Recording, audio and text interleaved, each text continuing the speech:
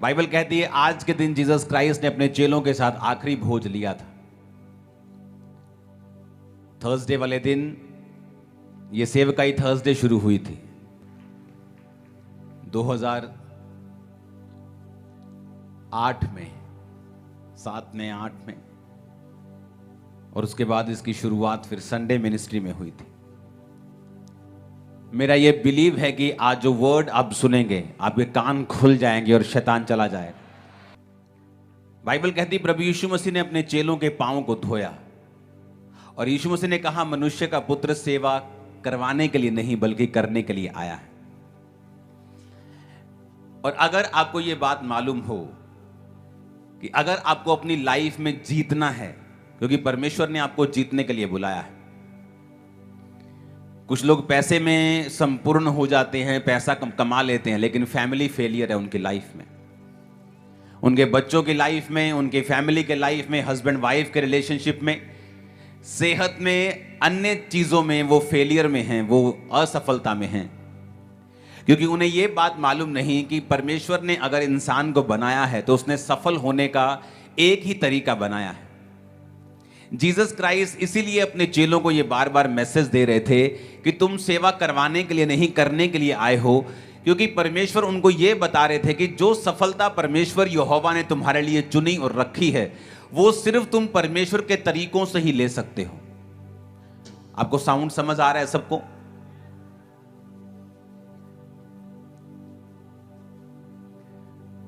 तो जब आप आज का वचन सुनेंगे आपको यह मालूम होगा कि जीसस क्राइस्ट ने हमारे लिए एक एग्जाम्पल सेट किया है। उसने हमें एक ऐसा एग्जाम्पल दिया है जिसे फॉलो करके हम अपनी लाइफ के हर एक पहलू में, कि ऐसा नहीं हम एक जगह पे सफल होंगे और दो जगह के ऊपर असफल होंगे और ये कहते फिरेंगे कि जिंदगी जो है वो एक संघर्ष है। इसलिए मैं कहता हूं कि आप में से एक भी जन ऐसा नहीं होगा जो ये अपनी पत्नी को बोले कि आओ 2 बच्चे पैदा करते हैं कि वो जब बड़े हो जाए तो खूब संघर्ष करें, खूब हॉस्पिटलों में घूमें, बीमार रहें, खूब सा संघर्ष करें, खूब सी बीमारियों को फेस करें। अगर हम ऐसा नहीं कहते और हम अपने बच्चों को, बाइबल कहती बुरे होकर भी अच्छी वस्तुएं देना जानते हैं, तो परमेश्वर भी अपने बच्चों को संघर्ष करने के लिए पैदा नहीं करता। लेकिन बाइबल कहती हमने परमेश्वर के रास्तों को छोड़ा है, हमने परमेश्वर के रास्तों से हम अलग हुए हैं, जिसके कारण हमारी लाइफ में संघर्ष है, हमारी लाइफ में फेलियर है। भजन संहिता 110 उसकी 1 और 2 आयत को आज हम पढ़ेंगे। उसमें लिखा है मेरे प्रभु की यहोवा की वाणी यह है कि तू मेरे दाहिने बैठ जब तक कि मैं तेरे शत्रुओं को तेरे चरणों की चौकी ना कर दूं। The Lord said unto my Lord, sit thou at my right hand until I make thine enemies thy footstool। तेरे पराक्रम का राजदंड यहोवा सिय्योन से बढ़ाएगा और तू अपने शत्रुओं के बीच में शासन कर। सब बोलो आमीन। ये वचन जैसा आप समझ रहे हैं उससे कहीं अधिक लाखों गुना गहरा है। इसमें लिखा परमेश्वर ने मेरे प्रभु से कहा, यह जीसस क्राइस्ट के लिए वचन बोला गया है कि तू मेरे दाहिने हाथ बैठ जब तक कि मैं तेरे शत्रुओं को तेरे चरणों की चौकी ना कर दूं। उसने कहा मेरे दाहिने हाथ बैठ, sit thou at my right hand. Sit का मतलब है बैठने का मतलब है यशब। यशब 3427वां शब्द है इब्रानी का, जिसे बैठने के लिए इस्तेमाल किया गया कि तू मेरे दाहिने हाथ बैठ। बैठने का मतलब है इब्रानी भाषा में यशब। यशब का मतलब है सेटल होना। यशब का मतलब है कि परमेश्वर के दाहिने हाथ पे सेटल हो जाना, अपने आप को ठहरा लेना, अपने आप को वहां सेटल कर लेना।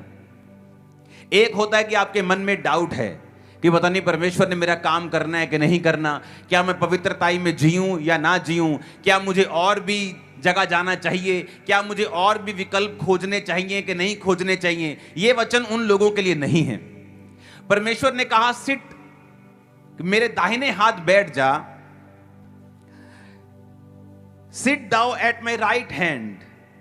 सिट का मतलब है कि मेरे दाहिने यशब, उसने कहा मेरे दाहिने हाथ यशब कर, यानी सेटल हो जा।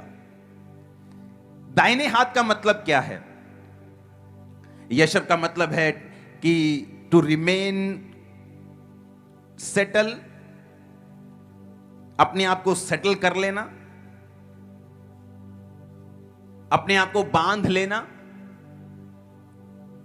ऐसा बांध लेना कि फिर आपके पास, आपके दिल में और कोई भी विकल्प नहीं है। आप ये नहीं सोच रहे हो कि अगर परमेश्वर काम नहीं करेगा तो मेरे पास ये एक ऑप्शन है, अगर परमेश्वर ऐसा नहीं करेगा तो मैं यहां चला जाऊंगा। ये उन लोगों के लिए वचन नहीं है। इसीलिए आप ये नोटिस करते हैं कि क्रिश्चियनिटी में हर एक व्यक्ति जीत की गवाही के साथ खड़ा नहीं होता, हर एक पास्टर भी ऐसी गवाहियों के साथ खड़ा नहीं होता, क्योंकि ये एक चुनाव है। ये चुनाव है आपका कि आप परमेश्वर के वचन के ऊपर उस तरह से खड़े रहेंगे जिस तरह प्रभु यीशु मसीह खड़े रहे थे।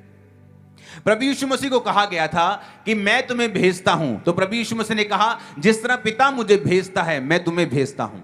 यानी जो कोई वचन परमेश्वर यीशु मसीह के लिए लिखा गया है वो वचन आपके लिए भी लागू होता है, क्योंकि वचन कहता है कि जिस तरह पिता ने प्रभु यीशु मसीह को भेजा उसी तरह से आपको परमेश्वर जीसस क्राइस्ट ने, यीशु ने भेजा हुआ है। कितने मेरी बात को समझ रहे हैं? तो जो वचन परमेश्वर यीशु मसीह के लिए लिखा गया है वो वचन आपके ऊपर भी लागू होता है, क्योंकि वचन कहता है कि हम जब जीसस क्राइस्ट के लहू के ऊपर विश्वास कर लेते हैं तो हम उसके संगी वारिस हैं। संगी वारिस होने का मतलब होता है कि एक प्रॉपर्टी है, उसके दो वारिस हैं, 50-50%। इसलिए परमेश्वर ने कहा जब तुम मुझ पे यकीन कर लोगे तो तुम परमेश्वर की चीजों के साथ यीशु मसीह के संगी वारिस होगे। यानी यीशु मसीह और तुम्हारा हिस्सा सेम होगा, और जो वचन परमेश्वर के लिए लिखा गया है वो वचन तुम लोगों के लिए और मेरे लिए भी लिखा गया है। तो अब जहां पर लिखा गया है कि तू मेरे दाहिने हाथ बैठ, यानी दाहिने हाथ बैठने का मतलब क्या है? कि परमेश्वर आपको डायरेक्शंस बता रहा है कि मेरे खब्बे बह जा, मेरे सज्जे बह जा, ऐसा नहीं है। परमेश्वर के दाहिने हाथ बैठ, परमेश्वर के बाहिने हाथ बैठ, इसका बहुत बड़ा मतलब है। जब आप वचन में पढ़ते हैं तो प्रभु यीशु मसीह ने दाहिने और बाहिने का मतलब समझाया है। परमेश्वर ने अपने चेलों से कहा अंत के दिनों में मैं भेड़ों और बकरियों को अलग अलग कर दूंगा। मैं अपने बाईं तरफ के लोगों को, यानी मैं बकरियों को, बाईं तरफ के लोग वो हैं, कहते ना पुट्ठे हाथ। केड़ा पुट्ठा हाथ? पुट्ठा हाथ केड़ा है? भैनों ਨੂੰ ज्यादा पता होना जो लड़दियां दी तोरे पुट्ठे हाथ दी चपेट मारो। हाँ? तो पुट्ठा हाथ केड़ा है? खब्बा। हाँ, इन्हों पुट्ठा क्यों कहते? परमेश्वर ने कहा जो पुट्ठे लोग होंगे, जो गलत लोग होंगे, जो शिक्षाओं पर नहीं चले, वचन को मानकर भी व्यभिचार किया, वचन को मान के भी चोरी की है, वचन को मान के भी वो परमेश्वर के वचनों के ऊपर जिन्होंने मन नहीं लगाया, मैं उन बकरियों से जो लेफ्ट हैंड साइड होंगी बोलूंगा कि जाओ और उस नरक के लिए जो तुम्हारे लिए तैयार किया गया, और अपनी भेड़ों को जो दाहिने हाथ बैठी होंगी, मैं उन दाहिने हाथ वाले लोगों से कहूंगा जाओ उस स्वर्ग के लिए जो तुम्हारे लिए तैयार किया गया है। बाहिने दाहिने का मतलब यह नहीं कि आप चर्च में अगर बाहिने हाथ बैठे हैं आप गलत हैं, नहीं, यह मतलब नहीं है। जब परमेश्वर बाहिने और दाहिने की बात करता है तो परमेश्वर यह बात कर रहा है कि दाहिने हाथ बैठने का मतलब है कि आप परमेश्वर के राइट हैंड में हैं, यानी जो कुछ परमेश्वर के वचन में लिखा है आप उसको पूरा करने के लिए तैयार हैं, चाहे आप उसमें आपको दुखी होना पड़े, चाहे आपको नुकसान सहना पड़े, चाहे आपको सताव सहना पड़े, चाहे आपको कोई भी चीज सहनी पड़े, चाहे आपको परिवार छोड़ना पड़े, चाहे आपको किसी भी तरह का कोई भी सताव सहना पड़े, लेकिन आप परमेश्वर के दाहिने हाथ को कभी भी छोड़ेंगे नहीं।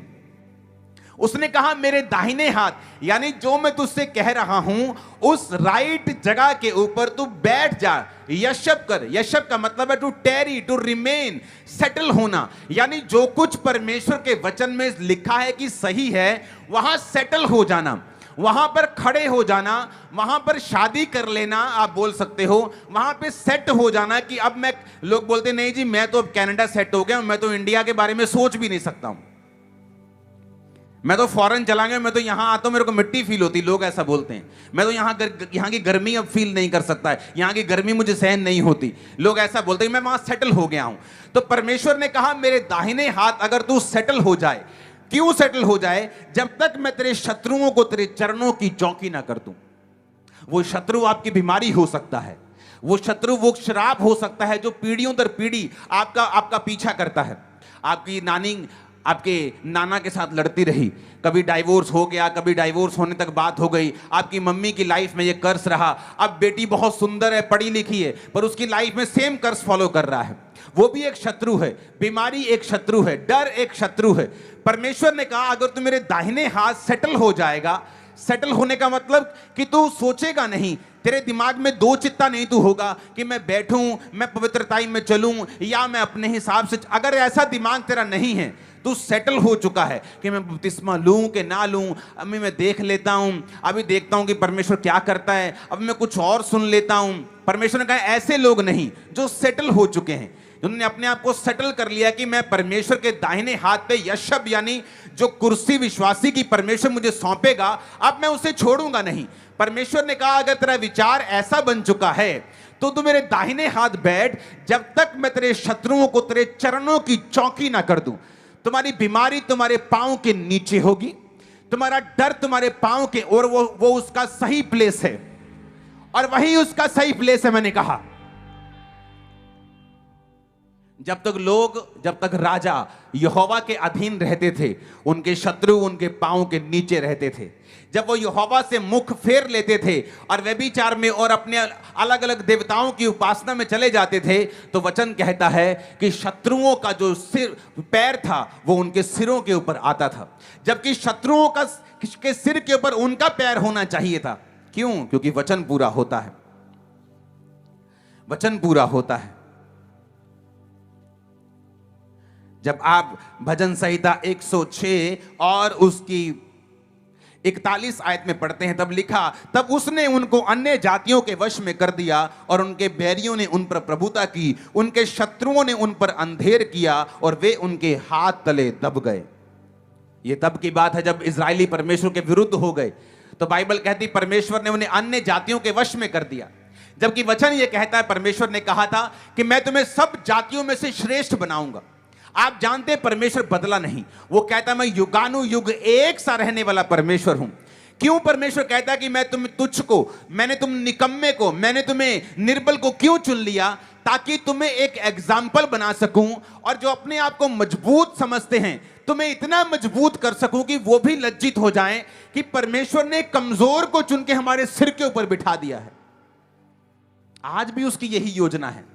कुरिन्थियों में यही कहता है, वो कहता क्या तुम नहीं जानते परमेश्वर ने जगत के निर्बलों को चुन लिया? क्या तुम नहीं जानते परमेश्वर ने जगत के तुच्छों को चुन लिया? लेकिन तुच्छ, एक निर्बल, एक कमजोर करे क्या? वो परमेश्वर के दाहिने हाथ बैठे ताकि परमेश्वर उसको मजबूत कर सके। क्योंकि जो बाहिने हाथ बैठे हैं, परमेश्वर उनको मजबूत नहीं कर सकता, क्योंकि वो उनके शत्रुओं को उनके चरणों की चौकी नहीं करेगा। वो दाहिने हाथ कहता मेरे बैठ, राइट स्टैंडिंग कर, मेरे साथ सही चल, तो मैं तेरे शत्रुओं को तेरे चरणों की चौकी कर दूंगा। आज गरीबी क्यों आपके चरणों के नीचे नहीं है? आज क्यों आप चाहते हुए भी गरीबी से बाहर नहीं आ पाते? क्यों? क्योंकि आप परमेश्वर के हाथ राइट स्टैंडिंग में नहीं हैं। आज लोग टाइथ पे नहीं करते, आज लोग प्रार्थना में नहीं हैं, आज लोग परमेश्वर के वचन से दूर हैं। बड़ी मीटिंग में चर्च चले जाएंगे, उसके बाद ऑनलाइन अटेंड करेंगे। ऐसा नहीं होना चाहिए। आपको राइट स्टैंडिंग में, राइट दाहिने हाथ बैठना है, जब तक कहता मैं तेरे शत्रुओं को तेरे पैरों की चौकी ना कर दूं।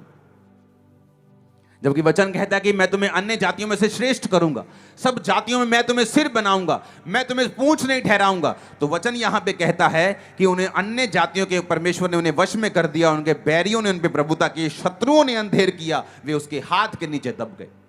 आज कितने क्रिश्चियन जो बीमारी के हाथ के नीचे दबे हुए हैं, गरीबी के श्राप के नीचे दबे हुए हैं। कुछ करने की जरूरत नहीं है। बाइबल कहती है ना बल से ना शक्ति से, बल्कि उसकी आत्मा के द्वारा। आपको सिर्फ तौबा करने की जरूरत है। परमेश्वर आज से मैं राइट स्टैंडिंग में तेरे दाहिने हाथ यशब करता हूं, बैठता हूं, सेटल करता हूं। मार, रख, जिला ले, मार दे, दुखी कर दे, कुछ भी कर दे, आज से तू मेरा परमेश्वर है। चंगा कर ना कर, आजाद कर ना कर, आज से तेरे अलावा मेरा और कोई परमेश्वर नहीं। देखो क्या होता है, देखो 3 साल में क्या होता है, देखो 7 साल में क्या होता है, देखो 15 साल में कैसे सिचुएशंस आपकी पूरी फैमिली की, जनरेशन की वो चेंज करके रख देता है। पहले पहले हफ्ते में वो आपको चिन्ह दिखाना शुरू कर देता है, आपको बनाना फिर शुरू करता है। साल दर साल आप ऊपर की ओर जाते हैं। शत्रुओं को पांव की वो चौकी करता है। जैसे मैं आपके शत्रुओं को आपके पांव की चौकी बनता हुआ देख रहा हूं। आमीन। मेरे को खड़कने वाला चाहिए शैतान के कानों के बीच में। उसका वचन बहुत गहरा है।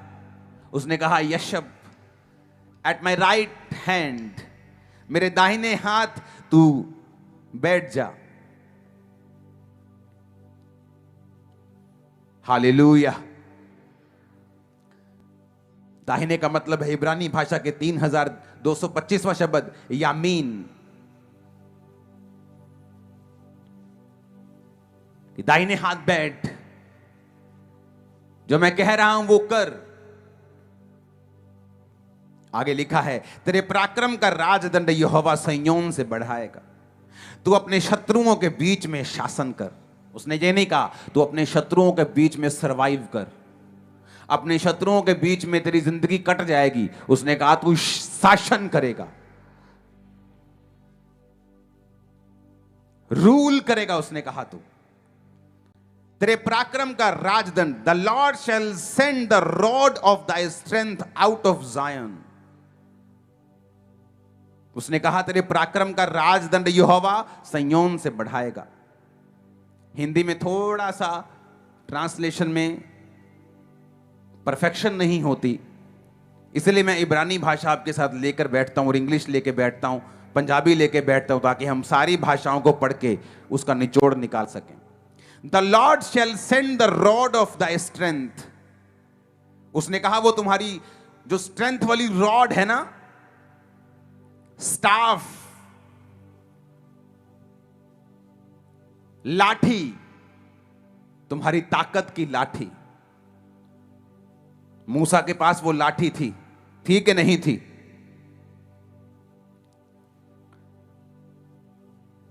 स्ट्रेंथ का मतलब मैजेस्टी भी होता है इब्रानी भाषा में, कि वो ग्लोरियस लाठी, वो ग्लोरियस अधिकार परमेश्वर ने कहा जो मूसा के हाथ में था। वो लाठी परमेश्वर ने कहा समुद्र के सामने कर, वो 2 भाग हो जाएगा। परमेश्वर कहता वो अधिकार भी तुझे देगा शैतान के ऊपर, बीमारियों के ऊपर, परिस्थितियों के ऊपर। तुम प्रार्थना करोगे, लोगों के दिमाग चेंज हो जाएं अधिकारों के साथ। तुम प्रार्थना करोगे, वो रास्ते खोल देगा। तुम प्रार्थना करोगे, तुम्हारी फाइल 10% होगी, रिजल्ट 100% होगा। पर कहता वो कहां से आएगी? यह समझने वाली बात है, ये लोग भूल जाते हैं। परमेश्वर ने कहा तेरा जो राजदंड होगा वो सिय्योन से आएगा। The Lord shall send the rod of the strength out of Zion, कि जो तुम्हारी स्ट्रेंथ की रॉड है, तुम्हारी मेजेस्टिक जो लाठी है, जो अधिकार है, जो पावर है, वो परमेश्वर कहता मैं सिय्योन से भेजूंगा। क्या है सिय्योन? सिय्योन एक जगह का नाम है जो यरूशलेम में है। तो क्या परमेश्वर उस यरूशलेम के पहाड़ की बात कर रहा है? नहीं। बाइबल में हर एक चीज का एक आत्मिक मतलब है। उस फोटो को देखें आपकी स्क्रीन के ऊपर, जहां पर जायन का मतलब मैंने एक निकाल के आपके लिए रखा है। देखा, the name Zion is often used to describe a place appointed by the Lord where his followers can live and serve God. शारीरिक रीति में कहता है कि जो सिय्योन जगह है वो तो यरूशलेम में है, शारीरिक रूप में एक पहाड़ के ऊपर है। लेकिन परमेश्वर यहां पर आपको कह रहा है कि मैं तेरा जो रॉड है, तेरी अधिकारों की जो लाठी है, मैं तुम्हें सिय्योन से भेजूंगा। तो वो उस पहाड़ की बात नहीं कर रहा है, वो एक आत्मिक परमेश्वर ने ठहराया है जहां पर उसके फॉलोअर्स रहते हैं और सर्व गॉड, वो उसकी सेवा करते हैं। कि सिय्योन को परमेश्वर ने पवित्रताई का नगर और शरण नगर भी बोला है।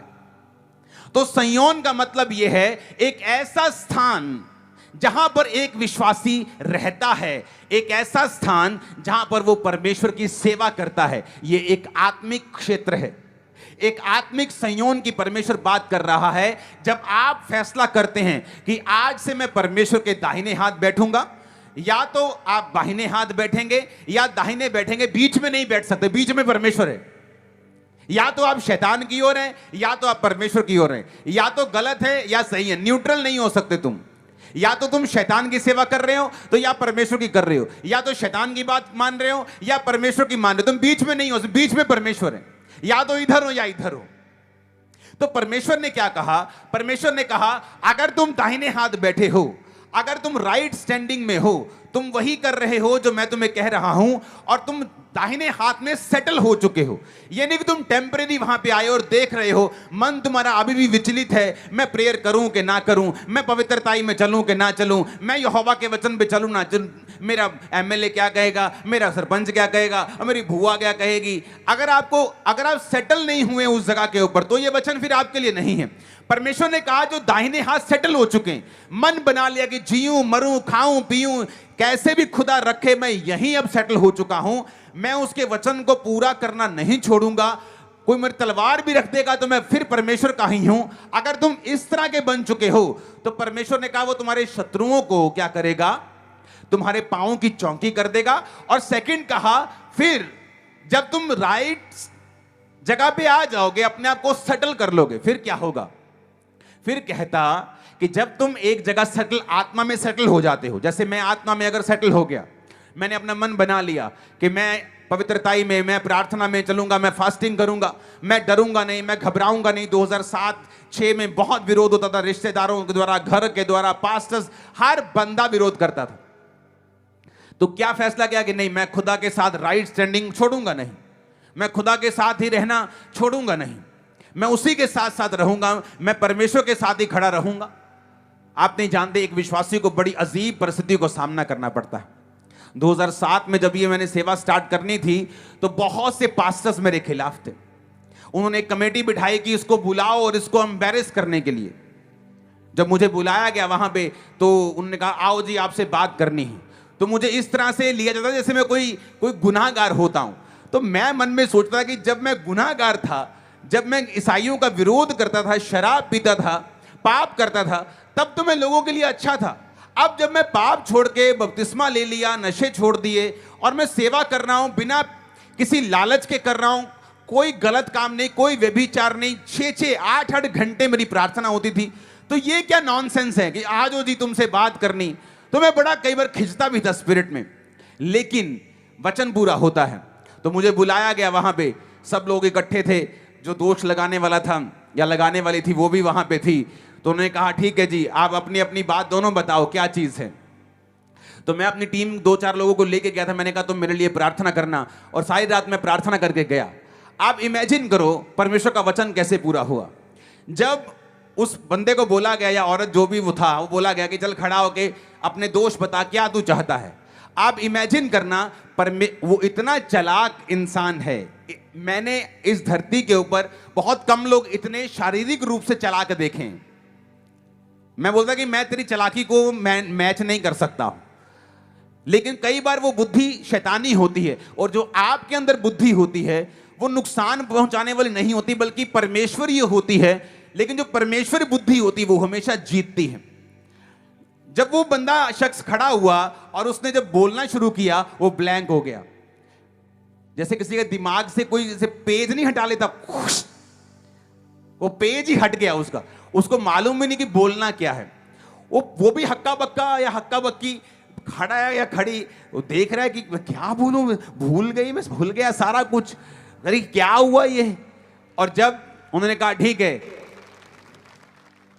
अंकुर को खड़ा करो, और जब मैं खड़ा हुआ, मैं 10 मिनट बोला, मैंने कुछ तैयार नहीं किया था, जो सच्चाई थी 10 मिनट वहां पे पिन ड्रॉप साइलेंस थी, और जिंदगी में मुझे दोबारा कभी नहीं बुलाया फिर उन्होंने। हालेलुया। तो परमेश्वर ने कहा मैं तेरे शत्रुओं को तेरे पांव की चौकी कर दूंगा। ये तब होगा अगर आप राइट स्टैंडिंग में हैं। ऐसा नहीं हो सकता कि एक तरफ से आपकी जिंदगी में कमियां हैं, पाप हैं, और दूसरी तरफ से आप कहें परमेश्वर मेरे शत्रुओं को मेरे पांव की चौकी करे। परमेश्वर ने कहा तेरी जो स्ट्रेंथ है ना, तेरी जो रॉड है, स्ट्रेंथ जो है, वो संयोन से, यानी उस जगह से निकलेगी जब तू सेटल हो चुका होगा और सर्व कर रहा होगा, सेवा कर रहा होगा। क्या कर रहा होगा?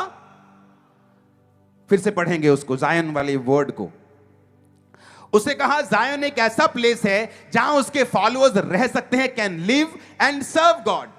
कि वो खुदा की सेवा कर सकते हैं और वहां रहते हैं। यानी खुदा के दाहिने हाथ पे आना, सेटल होना, उसके बाद वहीं रहना और फिर परमेश्वर की सेवा करना। क्योंकि अगर आप कहें कि मैं परमेश्वर के दाहिने हाथ बैठा हूं, मेरे जीवन में कुछ भी प्रॉब्लम नहीं है, कोई ऐसा बड़ा पाप नहीं है, वो छोटी मोटी गलतियों की परमेश्वर परवाह नहीं करता, आप परफेक्ट होते जाते दिन प्रतिदिन, कोई ऐसा बड़ा पाप आपकी लाइफ में नहीं है, तो आपकी लाइफ में यह निशानी ये होगी कि आप प्रभु की सेवा में चले गए होंगे। कोई सुसमाचार कर रहा होगा, कोई पैसों से सपोर्ट कर रहा होगा, कोई अपने पास्टर्स, अपनी सेवकाइयों के लिए प्रार्थना कर रहा होगा, कोई सुसमाचार का काम कर रहा होगा, कोई क्रूसेड करवाने के बारे में सोच रहा होगा। आप इनडायरेक्टली सेवा करना शुरू कर देंगे, आप रोज प्रचार करना शुरू करेंगे, अपने साथियों को, दोस्तों को, रिश्तेदारों को परमेश्वर के बारे में बताएंगे। तो परमेश्वर ने कहा जब तू राइट जगह पे आ जाएगा, अपने आप को सेटल कर लेगा, उसके बाद जब तू सेवा करना शुरू कर देगा, तो उस प्लेस से, जायोन से, जहां तू सेवा करेगा, मैं एक रॉड निकालूंगा जो तेरी ताकत की होगी। उसके बाद कहता तू अपने शत्रुओं के बीच में शासन करेगा। ये रोड मैप है, दो आयतों में तुम अपनी पूरी जिंदगी सेटल कर सकते हो। ये रोड मैप है। मैंने कहा शैतान तुम्हारी लाइफ में, उसको कुछ भी ना करना पड़े, चाहे आपकी लाइफ में उसको अलग अलग तरह की खूबसूरत डिस्ट्रैक्शंस भेजनी पड़े, उसको आपकी लाइफ में आपको लालच देना पड़े, और वो कुछ भी करने के लिए तैयार है ताकि आप राइट जगह पे ना हो और उसके बाद आप सर्व ना करें। क्योंकि अगर आप राइट प्लेस पे नहीं हैं, आप राइट हैंड में नहीं हैं, आप सर्व नहीं कर रहे हैं, परमेश्वर आपको नहीं जानता। आपने आपके हिसाब से आप गा रहे हैं, आपने कैमरा पकड़ा हुआ है, लेकिन परमेश्वर के हिसाब से वो नहीं जानता आपने क्या किया है। वो उन्हीं को जानता है जो राइट हैंड पे हैं और वहां पे सेटल हो गए हैं, टेरी कर चुके हैं, बंध चुके हैं, शादी कर चुके हैं, उसके साथ जीने मरने का वादा करके खड़ चुके हैं। और जब वो वहां से सेवा करते हैं, परमेश्वर ने कहा उस सेवा वाले स्थान से, आत्मिक स्थान से, मैं तुम्हें एक रॉड दूंगा, तुम्हारी ताकत की स्टाफ दूंगा, तुम्हें एक लाठी दूंगा। उसके बाद तुम अपने शत्रुओं के बीच में सर्वाइव नहीं करोगे, शासन करोगे। तुम्हारा टाइम आ चुका रूल करने का इन जीसस नेम। आप मेरी बात समझ रहे कि नहीं? हां, आप समझ रहे कि नहीं? परमेश्वर ने कहा कि तू अपने शत्रुओं के बीच में शासन कर। मेरे प्रभु से यहोवा की वाणी यह है, तू मेरे दाहिने हाथ बैठ जब तक कि मैं तेरे शत्रुओं को तेरे चरणों की चौकी ना बना दूं, कर दूं। तेरे पराक्रम का राजदंड यहोवा सयोन से बढ़ाएगा और तू अपने शत्रुओं के बीच में शासन कर। The Lord shall send the rod of thy strength out of Zion, कि वो जायन से, सयोन से उस रॉड को भेजेगा जिससे तू अपने शत्रुओं के बीच में शासन कर सकेगा। हमारा शत्रु कोई पार्टी नहीं है, आरएसएस, बीजेपी, कांग्रेस, ये हमारे शत्रु नहीं है।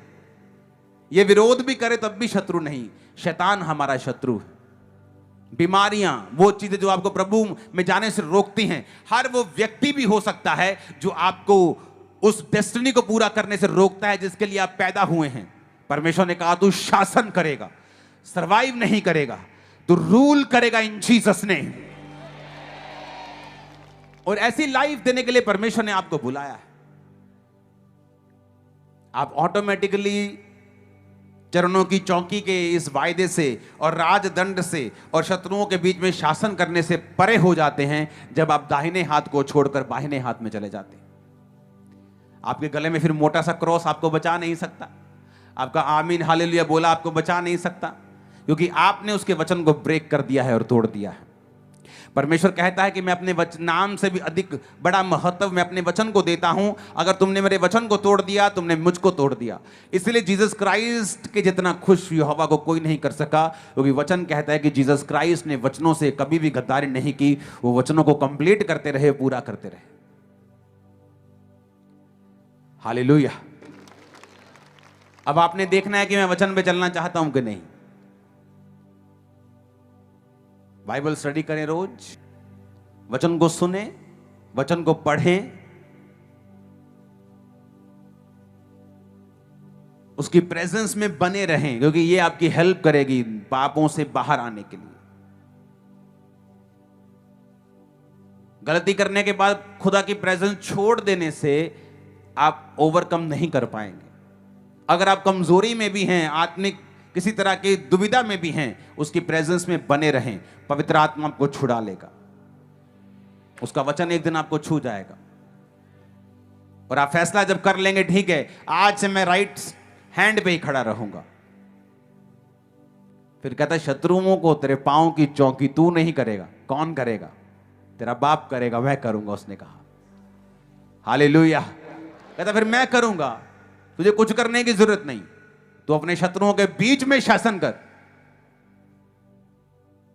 एक बार ऊंचा हालेलुया बोलो जरा। आप तैयार हैं? यह सुनाई नहीं होगा, तैयार हैं आप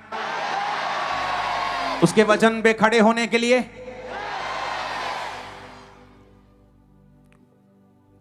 मैं आपको परमेश्वर का हृदय बता सकता हूं।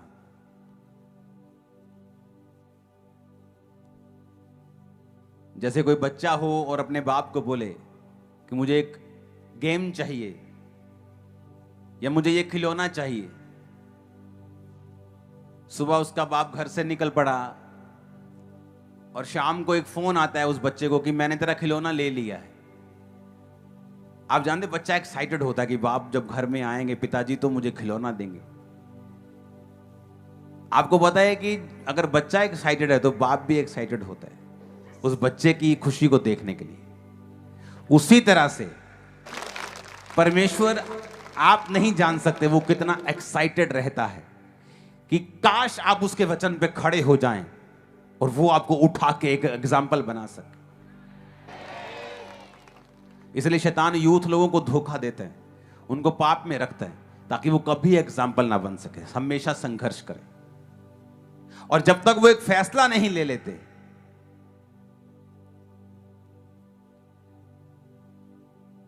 मैं लास्ट लाइन बोल के खत्म करूंगा। मैंने कम बुद्धिमान लोगों को देखा है।